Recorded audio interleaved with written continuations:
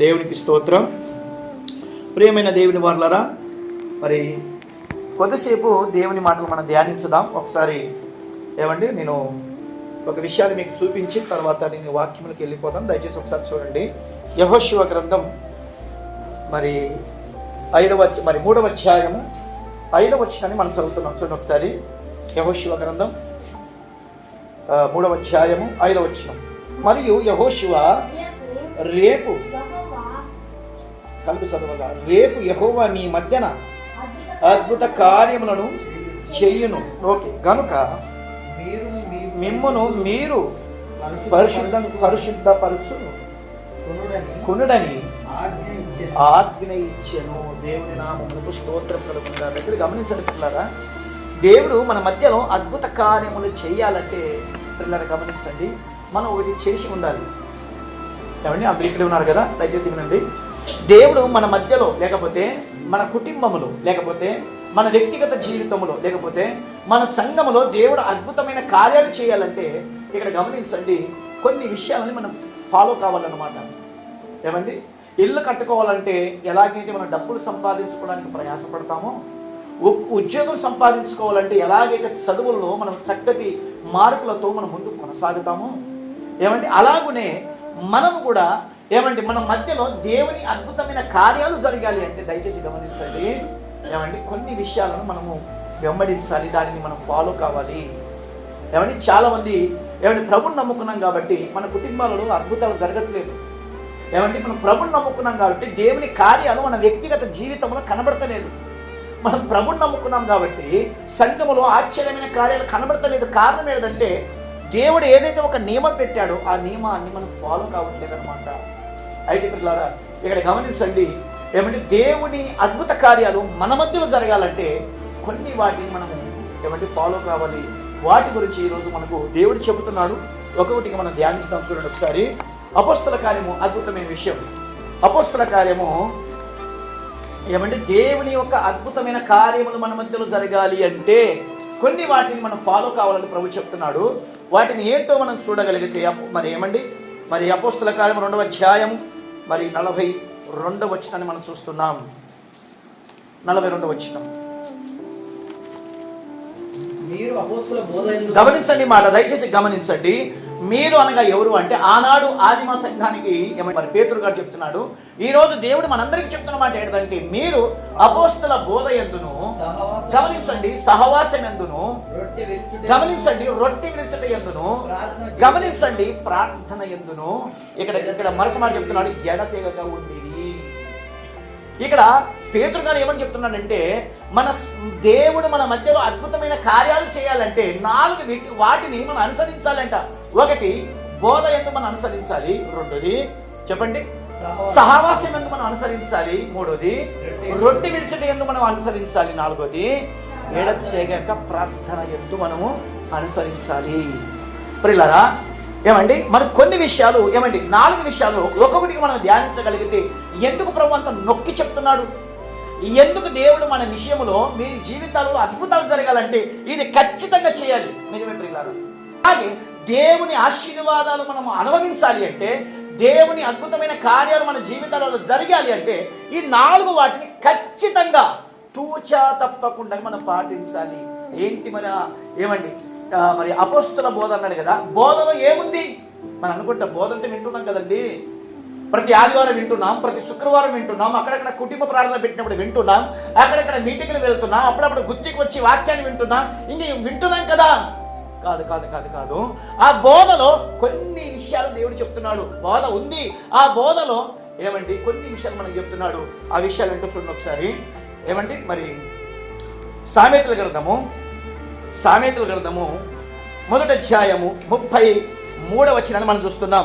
గమనించండి మాట, నా ఉపదేశము అంగీకరించువారు సురక్షితముగా నివసించును, వాడు కీడు వచ్చి ఉన్న భయము లేక నెమ్మదిగా ఉండును. దేవునికి స్తోత్రం కలుగునగాక.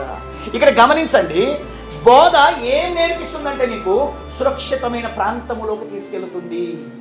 ఏమండి బోధ ఏం చేస్తుందంటే నువ్వు భయపడకుండా ధైర్యంగా ఉండే స్థితిలోకి నీకు తీసుకెళ్తుంది. ఈరోజు చాలా మంది చూడండి భయపడుతున్నారు. ఏమండి ఈరోజు బయట ప్రపంచం మీరు చూడగలిగితే మనుషులకు నిరీక్షణ లేదు. ఒక ఆయన నాతో మాట్లాడుతున్నాడు. ఆయన దగ్గర డబ్బు ఉంది, ఆస్తి ఉంది, పలుకబడి ఉంది. అయితే ఏమో ఒకటి పోగొట్టుకుని వాడగా కనబడుతున్నాడు. ఏమో ఒక విషయంలో నేను కొరతగా ఉన్నానని చెప్పి ఆయన మాటల్లో అర్థమవుతుంది. ప్రేమైన దేవుని వాళ్ళని ఇక్కడ గమనించండి. ఎవరైతే క్రీస్తు బోధన అనుసరిస్తున్నారో, ఎవరైతే దేవుని వాక్యాన్ని వింటున్నారో, ఎవరైతే దేవుని వాక్యాన్ని చదువుతున్నారో, నేర్చుకుంటున్నారో, వింటున్నారో, గమనించండి ప్రియులారా, వాక్యము సురక్షితమైన ప్రాంతానికి చేరుస్తుంది. ఏమండి చాలా మంది వాక్యం కదా మామూలే కదా అనుకుంటాం మనము. వాక్యం మనకి ఏం చేస్తుంది తెలుసా? ఏమండి వర్షం వచ్చినప్పుడు ఏముండాలి చెప్పండి? మనకు ప్రమాదం వచ్చినప్పుడు నీ జీవితంలో ఏముండాలి చెప్పండి? వాక్యం ఉండాలి. వాక్యం నిన్ను సురక్షితంగా ఉంచుతుంది. వాక్యం నిన్ను భద్రపరుస్తుంది. ఉంచడమే కాదు పిల్లరా, గమనించండి. రెండోది ప్రభు చెప్తున్నాడు చూడండి. ఏమండి అదే సామెతల గ్రంథం 16వ అధ్యాయము 20వ వచనం మనం చూస్తున్నాం. చూడండి త్వరగా గమనించండి మాట. ఉపదేశములకు చెవియొగ్గువాడు మేలునందును యెహోవాను ఆశ్రయించువాడు ధన్యుడు. ఇక్కడ గమనించండి, దేవుని వాక్యం ఏం సెలవిస్తుందంటే ఉపదేశము అనుసరించువాడు మేలునందును. ఈరోజు నీ జీవితంలో ఏం కోల్పోయావు? ఈరోజు మన జీవితంలో మన కుటుంబంలో ఆశీర్వాదకరంగా దీవెనకరంగా లేకపోవడానికి కారణం ఏంటో తెలుసా? దేవుని వాక్యాన్ని అనుసరించలేకపోతున్నాం. వింటున్నాం బానే ఉంది, వినడం వేరు, అనుసరించడం వేరు. ఏమండి వింటాం, అన్ని వింటాం. ఇక్కడ వింటాం, అక్కడ మర్చిపోతాం. ఏమండి ఇక్కడ వింటాం, బయట గొడవలు చేస్తాం. ఇక్కడ వింటాం, సినిమా పాటలకు ఏం చేస్తాం చెప్పండి? జైలు పడతాం. ఇక్కడ వింటాం, ఏమండి సెలవు వచ్చినప్పుడు సినిమాలకు వెళ్ళిపోతాం. ఇక్కడ వింటాం, బూతులు మాట్లాడతాం. ఇక్కడ వింటాం, గొడవలు చేస్తాం. గమనించండి, నీకు మేలు కలగాలంటే నువ్వు కేవలం వాక్యం వినడం కాదు, వాక్యానుసారం ఏం చేయాలి చెప్పండి? అనుసరించాలి. ఏమండి రెండోది బోధ ఏం చేస్తుందంటే మొదటిది నీకు సురక్షితంగా ఉంచుతుంది. రెండోది ఏం చేస్తుంది చెప్పండి? మేలు చేస్తుంది. మూడోది చూడండి ఒకసారి.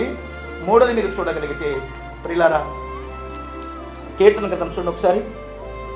కీర్తన గ్రంథము 119వ అధ్యాయము ఏమండి 11వ వచనాన్ని మనం చూస్తున్నాం. ఇక్కడ గమనించండి, ప్రభు చెప్తున్నాడు. ఇక్కడ దావీదు గారు, ఒక రాజు గారు చెప్తున్న మాట, దేవా నీ ఎదుట నేను పాపము చేయకుండా ఉండినట్లు నా హృదయములో ఏమండి గమనిస్తున్నారా? భక్తుడు చెప్తున్నాడు, దేవా నీ ఎదుట నేను పాపము చేయకుండా ఉండినట్లు నీ వాక్యమును ఎక్కడ ఉంచుకున్నాడంట? బీరువాలో కాదు. ఏమండి బీరువాలో కాదు. ఒక ఆయన ఏమండి వాక్యాలు ఎక్కువ బైబిల్ పెట్టుకుంటే దేవుడు మన దగ్గర ఉన్నాడు అనుకుంటారు. కాదు కాదు కాదు కాదు బైబిల్ ఎక్కువ పెట్టుకుంటే దేవుడు ఉన్నట్లు కాదు. ఇక్కడ ఉన్న వాక్యము మన హృదయంలో ఉంటే నువ్వు పాపం చెయ్యజాలవు. ప్రేమైన దేవుని వల్ల దావీదు చెప్తున్నాడు, దేవా నీ ఎదుట నేను పాపము చేయకుండా ఉండినట్లు నీ వాక్యము నా హృదయములో ఉంచుకున్నాను. ప్రియులారా గమనించండి, వాక్యం ఏం చేస్తుందంటే నిన్ను పాపము చేయనీయకుండా కాపాడుతుంది. మొదటి ఏం చెప్పండి? సురక్షితంగా ఉంచుతుంది. రెండోది మేలు చేస్తుంది. మూడోది నిన్ను పాపము చేయనీయకుండా కాపాడుతుంది. నాలుగో విషయం చూడండి. నాలుగో విషయం అదే సామెతల గ్రంథం 4వ అధ్యాయము ఏమండి మరి 13వ వచనాన్ని మనం చూస్తున్నాం. ఉపదేశమును విడిచిపెట్టక దాన్ని గట్టిగా పట్టుకున్నవాడు అది నీకు జీవము, అది నీకు జీవము గనక దానికి పొంది ఉండు. ఇక్కడ గమనించండి, 4వ మాట ఏమంటున్నాడంటే ఉపదేశమును గట్టిగా పట్టుకో, విడిచిపెట్టద్దు. నువ్వు ఉపదేశమును పట్టుకుంటే అది ఏం చేస్తుంది తెలుసా? నీకు జీవానికి నడిపిస్తుంది అన్నమాట. ఏమండి మన చిన్ననాటి సమయంలో ఏమండి ఇక్కడ గమనించండి, మనం కష్టపడడానికి ఏ విధము చేతనైనా మనం ప్రయాసపడి కష్టపడి 4 రూపాయలు సంపాదించుకోవాలని చెప్పి కష్టమైన భారమైన ఇబ్బంది అయిన సమస్య అయినా ఎలాగైతే కష్టపడి 4 రూపాయలు సంపాదించుకున్నామో అదే పట్టుదల. ఏమండి ప్రభు పాదాలు పట్టుకుంటే, ప్రభు వాక్యాన్ని పట్టుకుంటే ఆ వాక్యం ఏం చేస్తుందో తెలుసా?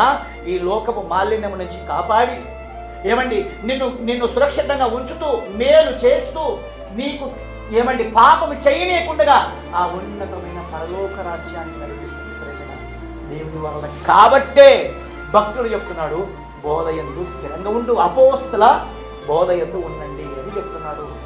ఏమండి, దేవుని అద్భుతమైన కార్యాలు మన జీవితాలలో జరగాలంటే ఏం చేయాలి చెప్పండి? దేవుని వాక్యానుసారంగా మనము నడచాలి ప్రేమైన దేవుని వారు. ఇది మొదటి విషయం చూస్తున్నాం. రెండో విషయం ఏంటంటే ఏమని చెప్తున్నాడంటే సహవాసం ఎందును. ఏమండి, రెండోది ఏం చెప్తున్నాడు చెప్పండి? సహవాసం. దేవుని అద్భుతమైన కార్యాలు మన జీవితాలలో మనం చూడాలంటే సహవాసం కలిగి ఉండాలి. ఎవరి సహవాసం? ఏమండి, ఎవరి సహవాసం అంటే ప్రేమైన దేవుని వాళ్ళరా, బైబిల్ గ్రంథంలో చూడండి, ఒక మంచి మాట మనం చూస్తున్నాం. చూడండి, కీర్తన గ్రంథం 106వ అధ్యాయము 35వ వచనం. గమనించని మాట, అన్య జనులతో సహవాసము చేసి వారి క్రియలను నేర్చుకునేది. ఇక్కడ గమనించండి, ప్రభు ఏమని చెప్తున్నాడంటే అన్య జనములతో సహవాసం చేస్తే వాళ్ళ క్రియలు మనం నేర్చుకుంటాం. ఏమండి, అన్య జనములతో సహవాసం చేస్తే వాళ్ళ క్రియలు మనం నేర్చుకుంటాం. ఏంటి వాళ్ళ క్రియలు? వాళ్ళ క్రియలు ఏంటంటే, మరొక మాట, అద్భుతమైన మాట చూడండి ఒకసారి. మరొక మాట మీరు చూడగలిగితే ప్రియులారా, ఏమండి, మరి యెషయా గ్రంథం చూడండి ఒకసారి. యెషయా గ్రంథం 2వ అధ్యాయం 6వ వచనం. యాకోబు వంశమగు ఈ జనము తూర్పున ఉండిన జనులు, గమనించని మాట, సంప్రదాయములతో నిండుకొని ఉన్నారు. వారు ఫిలిస్తీన్ల వలె మంత్ర ప్రయోగము చేయుదురు. అన్య జనులతో సహవాసము చేయుదురు కనుక నువ్వు వాటిని విసర్జించి ఉన్నావు. ఇక్కడ గమనించండి పిల్లల, రెండో విషయం ఏం చెప్తున్నాడంటే అన్య జనులతో నువ్వు సహవాసం చేస్తే వాళ్ళ సాంప్రదాయాలు మనకు వచ్చేస్తాయి. ఏమండి, నేను మీకు అన్యులతో స్నేహం చేయవద్దని చెప్పట్లేదు, అన్యుల కార్యక్రమాలకు పోవద్దని చెప్పట్లేదు. ఇక్కడ గమనించండి, అన్యుల కార్యక్రమాలకి వెళ్ళండి కానీ అన్యుల సాంప్రదాయాలు మనం నేర్చుకోకూడదు, అన్యుల సాంప్రదాయాలు మనం ఆచరించకూడదు. కాబట్టి ప్రియమైన దేవుని వారు, ఇక్కడ గమనించండి, దేవుని వాక్యం ఏం సెలవిస్తుందంటే అన్యుల సాంప్రదాయములు చేయకండి. ఎందుకు తెలుసా? ఆ సహవాసం చేస్తే మీకు ప్రమాదం. ఆ సహవాసం చేస్తే మీ జీవితాలలో అద్భుతాలు చూడలేరు. ఎందుకు తెలుసా? సాంప్రదాయాలు దేవుడు ఇస్తున్న ఆశీర్వాదాలకి ఏమిటో చెప్పండి, అడ్డుగా నేను పడిపోతాయి అన్నమాట. కాబట్టి దేవుని అద్భుతాలు మనం చూడాలంటే ఈ సాంప్రదాయాలు ఏం చేయాలి చెప్పండి? కాబట్టి అన్నిటితో స్నేహం చేయండి కానీ సాంప్రదాయాలతో స్నేహము చేయదండి ప్రేమైన దేవుని వారు. కాబట్టి ఇది రెండో విషయం. మరి ఎవరితో సహవాసం చేయాలంటే, ఓకే, 1 కొరింథీ పత్రిక 7వ అధ్యాయం 24వ వచనం. సహోదరులారా, ప్రతి మనుషుడును ఈ మాట ఏ స్థితిలో పిలువబడినో ఆ స్థితిలోనే దేవునితో సహవాసం కలిగి ఉండవలను. ఇక్కడ ఎందుకు దేవునితో సహవాసం చేయమని చెప్తున్నాడంటే, దేవుడు మనకు సృష్టించాడు కాబట్టి, ఆయన తండ్రి కాబట్టి, ఆయన చేతులతో మనకు సృజించాడు కాబట్టి, ఆయన జీవాత్మను మనలో ఉంచాడు కాబట్టి, ఏమండి, కనుక మనకు ఆయనతో మనం సహవాసం కలిగి ఉండాలి. ఎప్పుడు ఆయనతో సహవాసం చేశాం చెప్పండి? ఎప్పుడు మనం ఆయనతో సహవాసం చేస్తామంటే ఎప్పుడైతే ప్రతిరోజు ఆయన సన్నిధిలో ప్రార్థిస్తామో అదే మనకు సహవాసం అన్నమాట.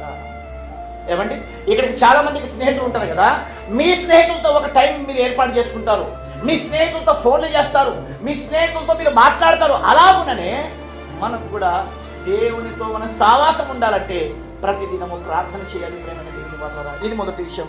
రెండో విషయం చూడండి ఒకసారి, మరొక మాట చూడండి. 1 కొరింథీ పత్రిక 9వ అధ్యాయం 9వ వచనం. 1వ అధ్యాయం 9వ వచనం. మన ప్రభు అయిన యేసుక్రీస్తు అను తన కుమారుని సహవాసమియందు మిమ్మల్ని పిలిచిన దేవుడు నమ్మదగిన వాడు. ఇక్కడ గమనించండి, రెండోది ఏంటంటే క్రీస్తుతో సహవాసం కలిగి ఉండాలి. ఎందుకు ఆయనతో సహవాసం కలిగి ఉండాలంటే ఆయన మన దేవుడు గనక, ఆయన మన రక్షకుడు గనక, ఆయన పాపుల కొరకు ప్రాణం పెట్టాడు గనక, రక్తం కాల్చాడు గనక మనం ఆయనకి సహవాసం కలిగి ఉండాలి. ఎప్పటి వరకు అంటే మన ప్రాణం పోయినంత వరకు ఆయనతో సహవాసం కలిగి ఉండాలి. ఈ సహవాసాన్ని వదిలిపెట్టకూడదు. ఏమండి, ఈ రోజుల్లో చాలా మంది యేసు ప్రభువును వదిలిపెట్టి లోకంలో తిరుగుతున్నారు. ఒక్కసారి శిలువలో యాలాడబడిన యేసు వైపు చూడండి ఒకసారి. ఆయన శరీరం అంత రక్తపు మడుగులతో నిండి ఉన్న ఆయన ఒకసారి జ్ఞాపకం చేసుకోండి. ఎందుకు ఆయన సహవాసాన్ని వదిలిపెట్టి లోకానికి సహవాసాన్ని కలిగి ఉన్నారు చాలా మంది ప్రేమ. కాబట్టి ఎవరితో మనం సహవాసం చేయాలంటే ఒకటి తండ్రి అయిన దేవుడు, ప్రభుతో, రెండోది యేసు ప్రభుతో. మూడో విషయం చూడండి ఒకసారి. మూడో విషయము 2 కొరింథీ పత్రిక 13:14 ప్రభు అయిన యేసుక్రీస్తు కృపయు ప్రేమయు పరిశుద్ధాత్మ సావాసము మీకు అందరికి తోడే ఉండునుగాక. ఆమేన్. ఇక్కడ ఏమంటున్నాడంటే పరిశుద్ధాత్మ సావాసము మనందరికి తోడుగా ఉండాలి. ఎందుకు ఆయన సావాసం? ఎందుకో తెలుసా? ఆయన సావాసం ఉంటే నీకు జ్ఞానం ఇస్తాడు. ఆయన సావాసం ఉంటే నిన్ను పరిశుద్ధిలోకి నడిపిస్తాడు. ఆయన సావాసం ఉంటే నిన్ను కాపాడతాడు. ఆయన సావాసములు ఉంటే నీ జీవితాన్ని ఒక విచిత్రమైన ఉన్నతమైన స్థాయిలోకి తీసుకెళ్తాడు. ఎప్పుడు చెప్పండి? ఆయనతో సావాసం. ఎందుకు ఆయనతో సావాసం చేయాలి? ఆయన నిన్ను సర్వ సత్యములోకి నడిపించే దేవుడిగా ఉన్నాడు, నిన్ను కాపాడేవాడుగా ఉన్నాడు, నిన్ను నడిపించేవాడుగా ఉన్నాడు. కనుకనే ఆయనకు సావాసం కలిగి ఉండాలి. ఏమండి? పరిశుద్ధాత్మ అనుభవం మనం ఎప్పుడైనా అనుభవించామా? ఏమండి తండ్రి అయిన దేవునితో మనం సావాసం కలిగి ఉన్నాం. ఎప్పుడు మనం ఆయనతో సావాసం ఉంటామంటే ప్రార్థన చేసినప్పుడు. ఎప్పుడైతే మనం ప్రతిరోజు దేవుని వాక్యాన్ని చదువుతామో యేసయ్యతో సావాసం చేస్తాం. ఎప్పుడైతే తండ్రి అయిన దేవునితో ప్రార్థించి ఎప్పుడైతే ఈ వాక్యాన్ని చదువుకున్నప్పుడు తండ్రి అయిన దేవుడు యేసు ప్రభుతో మన స్నేహం ఏర్పడింది. ఎప్పుడైతే వాక్యానికి అనుసరిస్తామో పరిశుద్ధాత్మ సావాసం మనకు. ఇవన్నీ చేస్తేనే మనకు దేవుడిస్తున్న అద్భుతాలను మనం చూడగలము. ఊకే రావు అద్భుతాలు, ఊకే జరగవు మన జీవితాలలో. నేను ఎట్లాంటి ఏ పాట పాడితే ఆ పాట పాడతాను. దేవుడు మాత్రం నా జీవితంలో అద్భుతాలు జరిగి నెయ్యాడు. ఎందుకంటే ఆయన ఒక గీత గీసుకున్నాడు అనమాట. ఆ గీత మనం దాటితే అద్భుతాలు చూడలేము. ఆయన గీతలోనే ఉండాలి, ఆయన పరిధిలోనే ఉండాలి, ఆయన చెప్పినట్టుగా మనము జీవించాలి. మరొక మాట అంటున్నాడు, చదివే అవసరం ఇప్పటికీ చాలా ఆవేశమైంది. మరొక మాట ఏమంటాడంటే సామెతల గ్రంథం 13:8 జ్ఞానము సావాసం చేయువాడు జ్ఞానము గలవాడు. చెప్పండి. మూర్ఖుల సావాసం చేయువాడు చెడిపోవును. జ్ఞానుల సావాసం చేస్తే, విశ్వాసుల సావాసం చేస్తే, సేవకుల సావాసం చేస్తే, తండ్రి అయిన దేవుని సావాసం చేస్తే, పరిశుద్ధాత్మ సావాసం చేస్తే, యేసు ప్రభు సావాసం చేస్తే నువ్వు జ్ఞానం గలవాడివి. లోక స్నేహ సావాసం చేస్తే చెడిపోతావు. ప్రేమైన దేవుని వారలారా, నీ లోకంలో ఉన్న స్నేహం చేస్తే చెడిపోతావు. నీకు లోక స్నేహితులు ఎప్పటికీ నీ తోడు రారు, వాళ్ళ మధ్యలోనే వెళ్ళిపోతారు. నీకు బాధ వస్తే చేయి విడిచిపెడతారు, నీకు కష్టం వస్తే చేయి విడిచిపెడతారు, నింద వస్తే చేయి విడిచిపెడతారు, నీ కష్టాలలో, బాధలలో, హింసలలో, సమస్యలు నీకు వదిలిపెడతారు. యేసయ్య మాత్రము ఏంటి చెప్పండి? నేను విడవను. ఎంత అద్భుతమైన మాట. కాబట్టి పిల్లరా, ప్రభు చెప్తున్నాడు, దేవుని సావాసం కలిగిన వానికి దేవుని అద్భుతాలు మనం చూడగలం. మూడో విషయం చూడండి. ఆది అపోస్తలుల కార్యం 2వ అధ్యాయము 42వ వచనంలో రొట్టె విడిచట యందును. ఏం విడిచాలంట? రొట్టె విడిచాలి. ఏ రొట్టె అనుకున్నారు? మన ఇంట్లో చేసుకుంటేనే చపాతి, కానీ మన ఇంట్లోనే వేసుకుంటున్నారు. జొన్న రొట్టెల గురించి ఇక్కడ చెప్పట్లేదు. ఏ రొట్టె గురించి మాట్లాడుతున్నాం తెలుసా? యేసు క్రీస్తు ప్రభు అనే ఒక శరీరాన్ని ఆయన శరీరాన్ని మనం విడుచుతున్నాం ప్రతి ఆదివారం. ఎలా వచ్చింది ఆయన శరీరం? ఎలా వచ్చింది ఆ రొట్టె అని చెప్తే, ఒకనాడు అమరత్వం కలిగిన వాడు సమీపం రాని తేజస్సులో ఆయన మాత్రమే వసించుచు పరిశుద్ధుడు పరిశుద్ధుడు పరిశుద్ధుడు పరిశుద్ధుడని ప్రతి గానములకు దేవదూతల చేత కొనియాడబడుతున్న ఆ సృష్టికర్త అయిన దేవుడు మానవుడుగా, ఒక మాటలు చెప్పాలంటే రొట్టెగా ఈ లోకానికి వచ్చాడు. ఎలా వచ్చింది చెప్పండి? రొట్టె. ఎలా ఆ రొట్టె మలచబడిందంటే, ఒక ఇత్తనము మన చేతిలో వేసినప్పుడు ఏమైతే చెప్పండి? విసరబడుతుంది, నలగబడుతుంది. అది ఇత్తనముగా బయటికి వచ్చినప్పుడు ఇస్తరాయిలో వేస్తాం కదా, అందులో వేసినప్పుడు ఆ ఇత్తనం ఏమైతే చెప్పండి? నలగబడుతుంది, పిండిగా మారుతుంది. పిండిగా మారిన ఆ ఒక్క గింజ మరి ఆహార రూపంలో, రొట్టె రూపంలో కాల్చబడి నలగబడినప్పుడు ఒక రొట్టెగా మన చేతిలోకి వస్తుంది. సృష్టికర్త అయిన దేవుడు సర్వ మానవాళిని రక్షించడానికి, తన రక్షణ ప్రణాళికలో ఉన్న వారిని రక్షించడానికి సృష్టికర్తగా ఉన్న ఆయన మానవ దేహాన్ని ధరించుకొని ఎలా నలగబడుతున్నాడు. ఒక మాట మీరు చూడాలి దయచేసి, అద్భుతమైన మాట. మత్తయి సువార్త 26వ అధ్యాయము 26వ వచనం. వారు భోజనము చేయుచుండగా యేసు ఒక రొట్టెని పట్టుకొని దానిని ఆశీర్వదించి విరిచి తన శిష్యులకు ఇచ్చి, మీరు తీసుకొని- గమనించండి మాట, బాగా గమనించండి, ఇది మీరు తీసుకొని తినుడి, మీరు తీసుకొని తినుడి, ఇది నా శరీరం అని ఇది నా చెప్పాను. శరీరం అని చెప్పాను. ఇస్తున్నది రొట్టె, చెబుతున్నది శరీరము. ఏమండి, ఇచ్చిన రొట్టె మనం తీసుకుంటున్నాం కదా, రొట్టె ప్రతి ఆదివారం రొట్టె తీసుకుంటాం కదా, తీసుకుని ఇలా ఇలా నోట్లు వేసుకుంటాం అనమాట, అంతే. ఏమండి, ఆయన ఒక చిన్న గ్లాసులో వస్తుంది కదా ద్రాక్ష రసం, అలా తీసుకొని అలా నోట్లు వేసుకుని అట్లా ఇచ్చేస్తాం అనమాట, ఇట్లా కడిగి అయిపోయింది. అయితే ఇక్కడ గమనించండి, మన దగ్గరకు వచ్చిన ఆ ద్రాక్ష రసము, మన దగ్గరకు వచ్చిన ఆ రొట్టె మొక్క ఏదో తెలుసా? ఒకనాడు నలగబడి, విసరబడి, కాల్చబడి, నలగబడి, భయంకరమైన చిత్రహింస పాలై, కొరడా దెబ్బలతో, ముళ్ళ కిరీటముతో, కాళ్ళ చేతుల మేకులు కొట్టించుకొని, ముఖం మీద ఉమ్మించుకొని, ఏమని పిడిగుద్దులతో, దూషణతో, హేళనతో నలగబడి కలవరి గిరిలో రొట్టెగా మారింది ఆ జీవం కలిగిన దేవుడు, ప్రేమైన దేవుడు. వాళ్ళు ఎవరి కోసమయ్యా నువ్వు రొట్టెగా మారావంటే ఆయన చెబుతున్నాడు, నీ కోసమే. నిన్ను జీవింప చేయడానికి నువ్వు చనిపోయినావు. దేనిలో? మీ అపరాధముల చేత, పాపముల చేత మీరు చచ్చిన వారే ఉండగా క్రీస్తు మిమ్మలను బ్రతికించిన అద్భుతమైన మాట. క్రీస్తు మనల్ని బతికించాడు. ఎలా బతికించాడంటే రొట్టెగా మారి బతికించాడు. రొట్టెగా మారాడు. ఏమండి, పిడిగుద్దులు గుద్దుతూ ఎలా ఉంటే చెప్పండి. సృష్టికర్త అనే దేవుడు ఒక పిలాతు దగ్గర 2 చేతులు కట్టుకొని నిలబడడం ఎలా ఉంటే చెప్పండి. సృష్టికర్త దేవుడు మానవుడుగా పిలాతు శిక్షిస్తున్నప్పుడు ప్రజలందరూ సిలువను ఎక్కియండి, సిలువను ఎక్కియండి కేకలు పెడుతుంటే మౌనంగా మూలకు నిలబడడం ఎలా సహించాడు చెప్పండి. ఎందుకయ్యా నిలబడ్డామంటే నీ రొట్టెగా మారుతున్నాను. రొట్టెగా మారుతున్నా ఎవరి కోసం అంటే నీ కోసమే. ఎందుకంటే రొట్టె మీరు విరచాలి, విరిస్తే మీరు బతుకుతారు. ఆదివారం ఊకి అట్లా చింపేసుకుని తినేసుకుంటున్నాం కదా. అయితే ప్రభు చెప్తున్నాడు, నేను విరచబడినందుకు మీరు జీవింపగలిగారు. ఏమండి, మీరు చదివే అవసరం లేదు. ఏమండి, యెషయా గ్రంథం 53వ అధ్యాయం 3వ వచనం నుంచి మీరు 9 వచనాలు చూస్తే అక్కడ ఎంత నలగబడ్డాడో, ఎంత విసరబడ్డాడో, ఎంత కొట్టబడ్డాడో, ఎంత నిందింపబడ్డాడో, ఎంత శ్రమల పాలు జరిగిందో మీరు ఆ వచనం మీరు చూడగలిగితే మీకు అర్థమవుతుంది. ఏమండి, ఎప్పుడైనా యేసయ్య ఆ శరీరం వచ్చేటటువంటి చేతిలో ఏమై అది తీసుకుంటున్నాడు, అయ్యా ఇది కేవలం రొట్టె ముక్క కాదు తండ్రి, ఇది నీది మాంసపు ముద్ద. మాంసపు ముద్దలో ఒక ముక్క నా చేతికి వచ్చింది. ఇది రావడానికి కారణం పరలోకం నుంచి ప్రయాణం జరిగింది. ప్రయాణము జరిగి మన కోసం నలగబడి, ఇసరబడి, కాల్చబడి నీ చేతిలో రొట్టె వస్తే ఎంత నిర్లక్ష్యమైన. ఎప్పుడైనా 2 చేతులు జోడించి మోకరించి, దేవా నా కొరకు నువ్వు విసరబడ్డావు తండ్రి, కాల్చబడ్డావు, నలగబడ్డావు తండ్రి, ఈరోజు ఈ రొట్టెని నేను తీసుకుంటున్నాను కదా, నాలో జీవంగా ఉన్న, నేను చనిపోయిన వాడిగా ఉన్న నన్ను నీ రొట్టెతో నన్ను బ్రతికించు. కనుక భక్తులు రాశారు ఏంటో తెలుసా? ఇది నిజమే. ఆ రొట్టె ఏమండి, ఒకనాడు కఠినంగా ఉన్న మన జీవితాలని, పాపులుగా అపరాధంగా ఉన్న మన జీవితాలను నిలగొట్టి ఏమండి ఆ రోజు సౌరుడు నిలబెట్టాడు.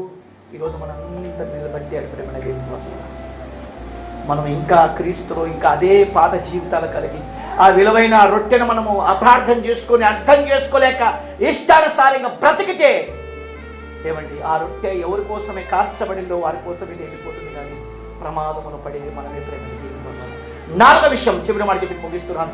ప్రార్థన చేయట యందును ఎడతెగక ఉండేది. ప్రార్థన చేయట యందు చాలా మంది ప్రార్థన అంటే ఒకప్పుడు ఏమంటే గురుకురాలు వేసుకొని 2 చేతులు జోడించి రొమ్ములు గుద్దుకొని దేవా అని ప్రార్థన చేసిన ప్రార్థనా పనులు ఈరోజు మోగబోయింది. గొంతులు మోగబోయాయి, మౌనమైపోయింది. ప్రార్థన అంటే నిర్లక్ష్యం. ఈ రోజున ఎలా ఉందంటే గంటలు ప్రార్థన చేసేవాళ్ళు చూస్తే నవ్వుతున్నాం, మనము హేళన చేస్తున్నాం, అవహేళన చేస్తున్నాం.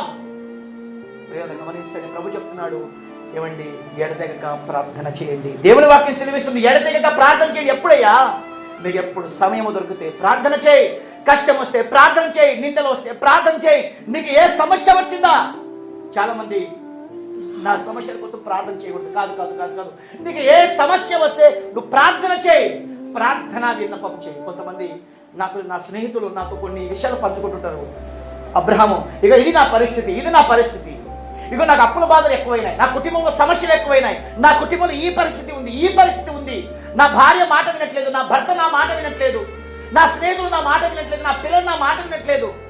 ఎన్నో సమస్యలు మన స్నేహితులతో పంచుకుంటాం కదా, మరి నీ స్నేహితులతో ఇంతగా పంచుకుంటే ఒక్కసారి స్నేహితులని యేసుక్రీస్తుని ఏమండి ఆయన నీ స్నేహితులని భావించి మోకరించి ఒక్కసారి. ఇక్కడ నాతో పంచుకుంటే మీతో పంచుకుంటే ఏమండి ఏ సమస్యలు తీరవు. అయితే యేసయ్యతో మన బాధలు తీర్చుకుంటే నీ సమస్య ఎలాంటిదైనా ప్రభు చెప్తున్నాడు ఏంటో తెలుసా, మీరు ఏడతెగక ప్రార్థన చేయండి. ప్రభు చెప్తున్నాడు ఒక మాట, విననేరక నా చెవులు మందంగా కాలేదు, ఆశీర్వదించనేరక నా చేతులు కోర్చ కాలేదు, మీకును నాకును మీ పాపములు అడ్డమొచ్చి ఉన్నాయి. ఏమంటే మన ప్రార్థన సరాసరికి పరలోకానికి చేరాలంటే, ఆ ప్రార్థన జవాబుగా మన దగ్గరికి రావాలంటే మధ్యన ఏముందో తెలుసా, మన అహంకారం ఉంది, మన పాపం ఉంది, మన దోషం ఉంది, మన చెడు చూపులు, చెడు మాటలు, చెడు అలవాట్లు, చెడు భయంకరమైన పాప భరితమైన మన జీవితం అడ్డుగా ఉంది కనుక మన ప్రార్థన పోవట్లేదు, ఆ ప్రార్థనకి జవాబు కిందకి రావట్లేదు. భక్తులు ఒకప్పుడు ప్రార్థన అంటే అందరూ మోకరించేవాళ్ళు, ఇప్పుడు ప్రార్థన అంటే స్టైల్ మారిపోయింది అనమాట. స్టైల్ అయింది ప్రార్థన అంటే. కొంతమంది జోబులు ఇట్లా ఇట్లా చేయబెట్టుకుని ప్రార్థన చేస్తారు, కొంతమంది ప్రార్థన చేయాలంటే స్టైల్గా నిలబడి ప్రార్థన చేస్తుంటారు. ఎవరితో ప్రార్థన చేస్తున్నాం చెప్పండి? మనము మన ప్రార్థనలు ఆయనకి ఆర్డర్ చేస్తాం, నాకు చెయ్యి అని చెప్పి ఆయనకి ఆర్డర్ చేసేంత గొప్పవాళ్ళమని చెప్పండి మనం ఆయనకి. ఈరోజు ఏమండి అనేకమైన గొప్ప గొప్ప భక్తులు, గొప్ప గొప్ప సేవకులు ప్రపంచంలో ఎలుగుతున్నారంటే అర్థమేంటో తెలుసా, వాళ్ళ ప్రార్థన జీవితం. ఈరోజు మనము దేవుని చేత అద్భుతాలు చూడలేకపోతున్నామంటే అర్థం చెప్పండి, ప్రార్థన లేకపోవడమే. నువ్వు మోకరించు, నీ సమస్యకు మోకరించు, దేవుడు జవాబు సిద్ధం చేస్తాడు. నువ్వు మోకరించు, దేవుడు నీకు ఆశీర్వాదాలు, అద్భుతాలు నీ సంఘంలో, నీ కుటుంబంలో, నీ వ్యక్తిగత జీవితంలో అద్భుతాలు చూస్తావు.